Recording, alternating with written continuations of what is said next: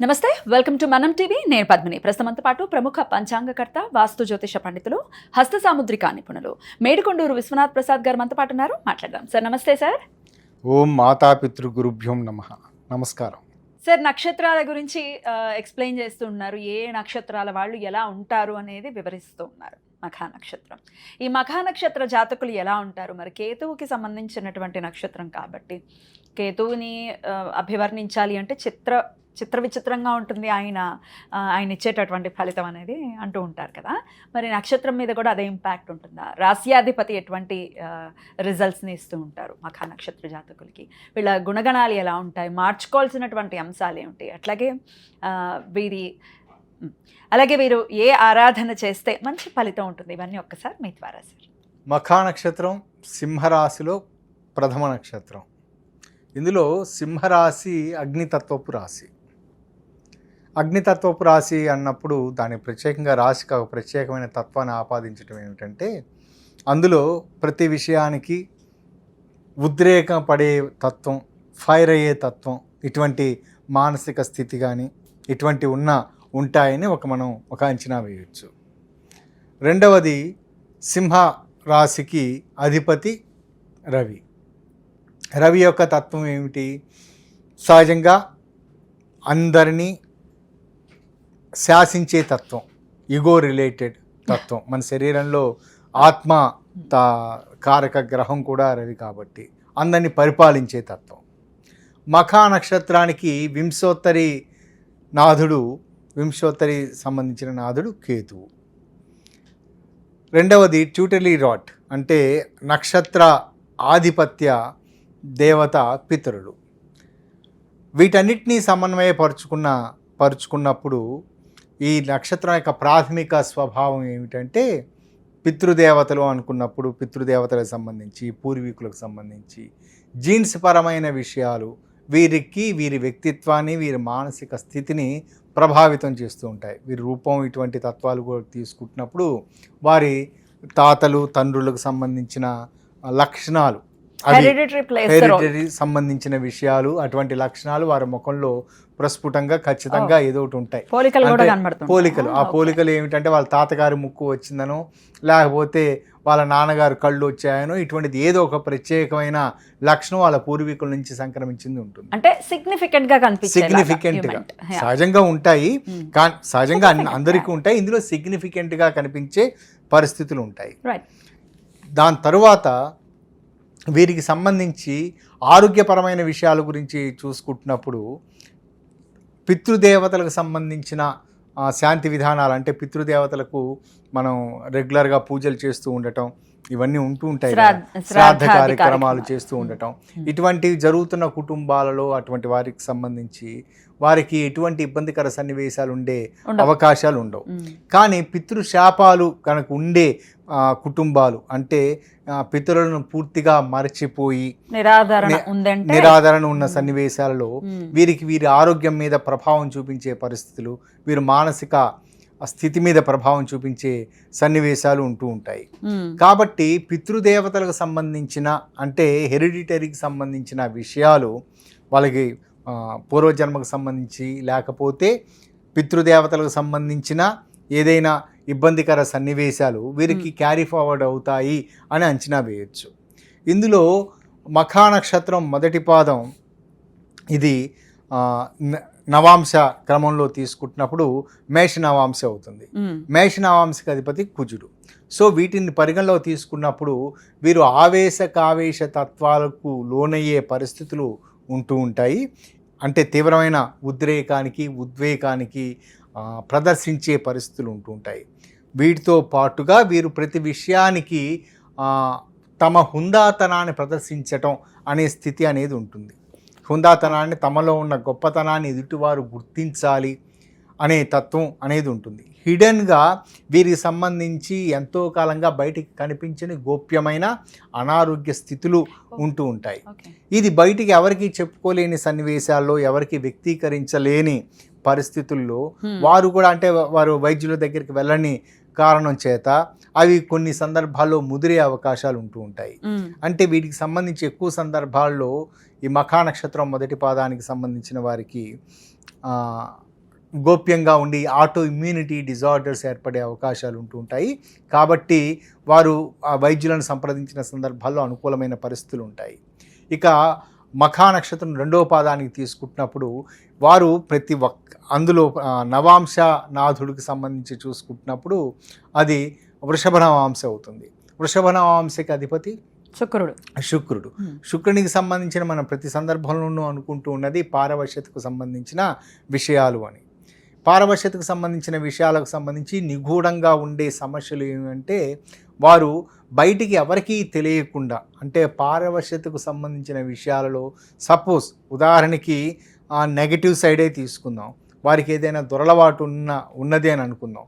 దురలవాటు బహుశా సిగరెట్ కాల్చడం అనే దురలవాటు అనేది బహుశా అది వారికి మాత్రమే తెలుస్తుంది, వారు సిగరెట్లు కాలుస్తారని. అంత గోప్యంగా ఆఖరికి ఎక్కడో ఏదో ప్రాంతంలో మద్రాసులో సిగరెట్ ప్యాకెట్ కొనుక్కొని విజయవాడలో సిగరెట్ కాల్చుకునే ఇలాంటి పరిస్థితి అనమాట, ఎవరికి తెలియకుండా. అటువంటి ఆ స్థితి అంత గోప్యంగా దాన్ని చేస్తూ ఉంటారు. అసలు బయటపడవైతే వాళ్ళు సీక్రెట్స్ బయటపడకుండా జాగ్రత్తలు తీసుకుంటారు, కానీ దాని ప్రభావం అయితే ఆరోగ్యం మీద చూపిస్తూ ఉంటుంది కదా. ఎంత సీక్రసీ మెయింటైన్ చేసినా ఎటో ఒక వైపు నుంచి ఈ సీక్రసీలు మెయింటైన్ చేయటం వలన వారికి తీవ్రమైన మానసిక ఒత్తిడితో పాటుగా గోప్యమైన అనారోగ్య స్థితిలో వస్తూ ఉంటాయి. అది డాక్టర్లకి వివరించలేరు. ఉదాహరణకి దగ్గు బాగా వస్తుంది, ఎందుకు వస్తుంది అంటే అది చాలా తీవ్ర స్థాయిలో ఉంటే ఎక్స్రేలో బయటపడుతుంది.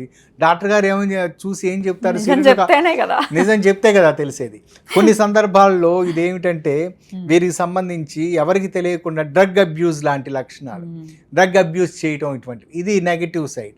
ఇదే పాజిటివ్ సైడ్ అనుకోండి. తీసుకుంటున్న సన్నివేశాలలో వారు చేసే ప్రతి విషయం, అంటే ఎవరికైనా సహాయం చేయటం, అటువంటి విషయాలకు సంబంధించి, లేదా మరొకరికి సంబంధించి పారవశ్యతకు సంబంధించే సహాయం చేయటం, మంచి పుస్తకాలు చదవటం, పుస్తకాలు ద్వారా పారవశ్యత, exchange of books or exchange of మేధోపరమైన విషయాలను ఎక్స్చేంజ్ చేసుకోవటం, ఇది చాలా సింపుల్గా నాలెడ్జ్ ఎక్స్చేంజ్ చేసుకోవటం, ఇటువంటి విషయాలన్నీ చాలా సింపుల్గా జరుగుతూ ఉంటాయి. వారికి హెల్ప్ చేశారు అని, ఎదుటి వారికి హెల్ప్ చేశారని వారికి తెలిసే అవకాశం ఏమాత్రం ఉండదు. ఇలాంటి వారు వీరికి సంబంధించి రాత కోతలకు సంబంధించిన విషయాలలో చాలా ముందు వివరించిన దాంట్లో వారు తీసుకోవాల్సిన జాగ్రత్తల గురించి చెప్పాను. వీరు వ్రాత కోతలకు సంబంధించిన విషయాలలో వీరిని నమ్మొచ్చు. అంటే పూర్తిగా వీరిని ఏమిటంటే ఏ విషయం అయినా మనం ఎక్స్ప్రెస్ చేయొచ్చు అనమాట. నాకు ఇటువంటి డాక్యుమెంట్ తయారు చేసి పెట్టు అంటే లాయర్లు ఇలాంటి వాళ్ళు ఉంటారు కదా. మనకి వీలునామా రాసే సందర్భాల్లో ప్రత్యేకమైన ఒక లాయర్ని ఎలా నమ్ముతూ ఉంటామో, మన వ్యక్తిగత విషయాలను వారితోటి పంచుకోవటానికి, మన ఆటోబయోగ్రఫీ వారి చేత రాయించుకోవటానికి వీరు ఉపయోగపడతారు. ఇక మఖా నక్షత్రం 3వ పాదం. ఈ 3వ పాదానికి సంబంధించి అధిపతి నవాంశ అధిపతి మిథున రాశి అవుతుంది. మిథున రాశికి అధిపతి బుధుడు. ఇక్కడ ప్రాథమికమైన లక్షణం ఏమిటంటే హుందాతనంగా ప్రతి విషయాన్ని వీరు ఎదుటివారికి ఎక్స్ప్రెస్ చేస్తూ ఉంటారు, కమ్యూనికేషన్ చేస్తూ ఉంటారు. ఎక్కువ సందర్భాలలో వీరి హుందాతనం గొంతు చాలా చక్కగా ఉంటుంది. వాళ్ళు మంచి వాయిస్, అంటే ఎదుటివారు ఆకట్టుకునే విధంగా కంటే ఎదుటివారు దాన్ని ఒక అధికారం చలాయిస్తున్న గొంతుగా గుర్తించే విధంగా వారు ఉంటూ ఉంటుంది. అథారిటేటివ్ వాయిస్గా ఉంటుంది. ఇటువంటి ఆ వాయిస్ కనీసం వారు ఎక్స్ప్రెస్ చేసేది కూడా ఆ విధంగానే ఎక్స్ప్రెస్ చేస్తూ ఉంటారు. ఈ పని ఖచ్చితంగా మీరు చేయాలి అనేది సున్నితంగా అధికారికంగా చెప్తూ ఉంటారు. ఆ విధంగా పనులు చేయించుకుంటూ ఉంటారు. కానీ చిన్నతనంలోనే వీరికి సంబంధించి కొన్ని సందర్భాలలో చిన్నతనంలో ఏదైనా ఆహార నియమాల ఉల్లంఘన, వీటి కారణం చేత వీరికి ఏదైనా పొరపాటున తినకూడని పదార్థాలు ఇటువంటివి తీసుకోవటం, వీటి కారణాల చేత గొంతుకు సంబంధించిన సమస్యలు ఎదురయ్యే అవకాశాలు ఉంటాయి. దాని తర్వాత వైవాహిక జీవితానికి సంబంధించి ఎదుటివారికి ఇది బహుశా జీవిత భాగస్వామిని చక్కగా ట్యూన్ చేసుకుంటారు.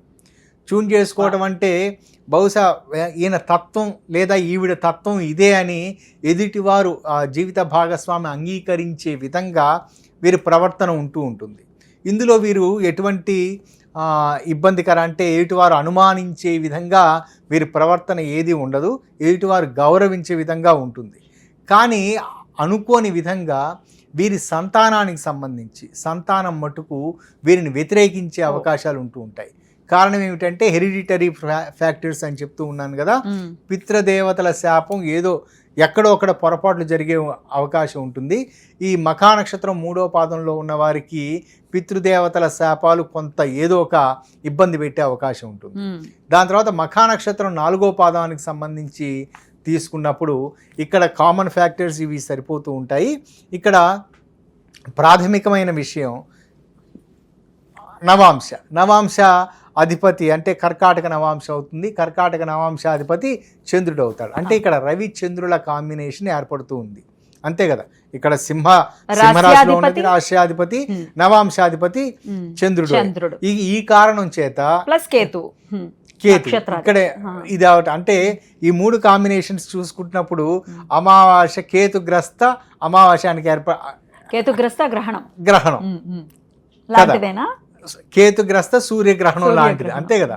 ఈ 3 కాంబినేషన్ చూసుకుంటున్నాం అంటే వీరి తత్వం ఏ విధంగా ఉంటుందంటే అవకాశాలు వస్తూ ఉంటాయి, ఏదైనా మంచి అవకాశాలు వస్తూ ఉంటాయి, చిట్ట చివరి నిమిషంలో మిస్టేక్ కారణాల చేత పోతూ ఉంటాయి. ఏదో గ్రహణం పట్టింది అనే పదానికి మనం ప్రత్యేకంగా ఏ విధంగా తీసుకుంటాం? గ్రహణం పట్టడం అంటే అవకాశాలు పుష్కలంగా ఉంటాయి, కానీ ఏదో ఒక కారణం చేత అది సమయానికి అందుబాటులో ఉండదు. ఇది కేవలం వీరి వ్యక్తిత్వ కారణం చేత మాత్రం ఏర్పడేది. వీరి ఆలోచనలు సరైన సమయానికి సరైన నిర్ణయాలు తీసుకోలేని పరిస్థితి వీటి కారణాల చేత ఏర్పడుతుంటే మిస్టేక్ ఇన్వాల్వ్మెంట్ కూడా ఉండే పరిస్థితులు ఉంటాయి. కానీ వీరికి స్థిర సంకల్పం అనేది ఉంటుంది. అంటే సంకల్ప శుద్ధి చాలా చక్కగా ఉంటుంది. అంటే ప్రతి విషయాన్ని బహుశా మొదటి అటెంప్ట్లో వీరు సక్సెస్ కాలేకపోవచ్చు, తర్వాత అటెంప్ట్లో అంటే తర్వాత 2వ 3వ అటెంప్ట్లో మిగతా వారు ఎవరు ఊహించనంత ఉన్నత స్థాయికి ఉండే అవకాశం ఉంటుంది. అంటే ఉదాహరణకి మొదటి క్రికెట్ ఆడుతున్న ఒక క్రీడాకారుడు గురించి చూసుకుందాం. మొట్టమొదట ప్రతి విషయానికి డిఫెన్స్ ఆడుతూనే ఉంటాడు, మొదటి 2 ఓవర్లు డిఫెన్స్ ఆడుతూ ఉంటాడు, ఉన్నట్టుండి ఒక్కసారిగా అన్ని బాత్తూ ఉంటారు. ప్రతిసారి రన్అట్ అయ్యే మొదటి 6 బంతుల్లోనూ ఒకసారి ఏదో రన్అట్ అయ్యే ప్రమాదం, ఒకసారి ఏమో అప్పీల్కి వెళ్ళిన పరిస్థితులు, ఇటువంటివన్నీ ఉంటాయి. అంటే ప్రతి బంతి ఒక గండంగా గడుస్తూ ఉంటుంది, తర్వాత ఓవర్ నుంచి విజృంభించే పరిస్థితి ఉంటుంది. అటువంటి లక్షణమే ఇక్కడ వర్తిస్తూ ఉంటుంది. ఇక్కడ ఈ 4 పాదాలకు సంబంధించిన కామన్ ఫ్యాక్టర్స్ చూసుకుంటున్నప్పుడు యోగిని దశానాథుడు భద్రిక అంటే బుధుడు అవుతున్నాడు. ఈ బుధునికి సంబంధించిన కారకత్వం ఇక్కడ ఇన్వాల్వ్ అయిన కారణం చేత వీరికి పాజిటివ్ సైడ్ తీసుకుంటూ దాంట్లో మొదటి 36 సంవత్సరాలకు సంబంధించి ఇది ముఖ్యంగా మనం వారి ఆరోగ్య కుటుంబ నేపథ్యాల గురించి మనం విశ్లేషణ చేసుకుంటున్నప్పుడు మొదటి 36 సంవత్సరాల లోపల వీరు చక్కగా అమరిక ఏర్పరచుకుంటారు. కుటుంబానికి సంబంధించి ఒక మంచి పద్ధతికి మంచి ఉన్నత స్థాయికి ఎదగటానికి ఒక ప్రత్యేకమైన ప్లాట్ఫామ్ ఏర్పరచుకుంటారు. అది స్థిరమైన ప్లాట్ఫామ్ ఉండటం చేత 36 సంవత్సరాలు దాటిన తదుపరి నుండి వీరికి అనుకూలమైన ఫలితాలు అంటే ఆ ప్లాట్ఫామ్ నుంచి వారు యాక్ట్ కావటానికి అనుకూలించే పరిస్థితులు ఉంటూ ఉంటాయి. కానీ కొన్ని సందర్భాలలో ఆ ప్లాట్ఫామ్ అంటే పునాది బలహీనంగా ఉన్న సన్నివేశాల్లో అది క్యారీ ఫార్వర్డ్ అయ్యే పరిస్థితులు ఉంటూ ఉంటాయి. అందుకని ఎక్కువ సందర్భాల్లో ఏమిటంటే వారి చిన్న వయసులో ఉన్నవారు మొదటి 36 సంవత్సరాల లోపలే వారు జాగ్రత్తలు తీసుకుంటూ ఖచ్చితంగా వివాహం అన్ని జరుగుతూ ఉంటాయి. స్థిరత్వానికి సంబంధించి మఖా నక్షత్రం వారు మొదటి 36 సంవత్సరాల లోపల ప్రయత్నం చేసుకుంటూ ఉన్నప్పుడు అంటే స్ట్రాంగ్ ఫౌండేషన్ ఏర్పరచుకుంటూ ఉన్నప్పుడు ఆ తదుపరి జీవితం వారికి చక్కగా ఉంటుంది. Right sir. ఆరాధన విషయం కూడా చెప్పండి సార్. రెగ్యులర్గా ఏ ఆరాధన వీళ్ళకి యోగిస్తుంది? వీరికి కామన్ ఫ్యాక్టర్స్ ఇందులో చూసుకుంటున్నప్పుడు రవి, పితృదేవతలు ఇవి ప్రధానమైన అంశాలు. కేతువు లార్డ్షిప్ అయినప్పటికీ పితృదేవతలు ఇదంతా ఇవి ఉన్నాయి కాబట్టి ఇక్కడ ప్రాథమికంగా చేయవలసింది రవికి సంబంధించిన ఆరాధన. రవికి సంబంధించిన ఆరాధన అనుకున్నప్పుడు వాళ్ళు అరుణం మహాసౌరం త్రిచ వంటి కార్యక్రమాలు సూర్య నమస్కారాలకు సంబంధించింది ఎక్కడైనా జరుగుతూ ఉన్నప్పుడు వాటిల్లో పాల్గొంటూ ఉంటాం. అంటే పితృ పుత్ర తను అధికార కారకత్వాలకు సంబంధించిన కారకుడు రవి రాశ్యాధిపతి అయ్యాడు. పితృదేవతలను సంతృష్టిపరచడానికి లేదా పితృదోషాలు పోగొట్టుకోవడానికి ఇది ఉపయోగపడుతుంది కాబట్టి అది లేదా ప్రతి నిత్యం వారు ఆదిత్య హృదయం లేదా సూర్యపంజర స్తోత్ర పారాయణ చేయటం అనుకూలమైన ఫలితాలను ఇస్తుంది. ఇవి కుదరని సందర్భాల్లో రక్తచందనం, అది తిలక ధారణ నుదుటి మీద రాసుకుంటూ ఉండటం, అది అనుకూలమైన ఫలితాలను ఇస్తుంది. అద్భుతం సార్, చాలా బ్యూటిఫుల్గా ఎక్స్ప్లెయిన్ చేశారు. ఖచ్చితంగా ఒక పెక్యులర్ స్టార్ అని చెప్పుకోవచ్చు మఖా నక్షత్రం. మీరు అన్నట్టుగా మీరు చెప్తూ ఉంటే కొంతమంది తెలిసిన వాళ్ళు కూడా చాలా వాళ్ళు హుందాగా ఉండే వాళ్ళు పరిచయస్తులు ఉన్నారు. కరెక్ట్గా యాక్యురేట్గా చెప్తున్నారు వీళ్ళ గురించి, అంటే వాళ్ళు గుర్తొస్తున్నారు మీరు చెప్తూ ఉంటే. సో డెఫినెట్గా నక్షత్రం అనేది స్టార్ విల్ స్పీక్ అని అనిపిస్తుంది నాకు. రైట్ సార్, చాలా బ్యూటిఫుల్గా ఎక్స్ప్లెయిన్ చేశారు. ఇక నెక్స్ట్ వీడియోలో పుబ్బా నక్షత్రం దాని గురించి తెలుసుకుందాం. థ్యాంక్ యూ సార్, నమస్తే. నమస్కారం.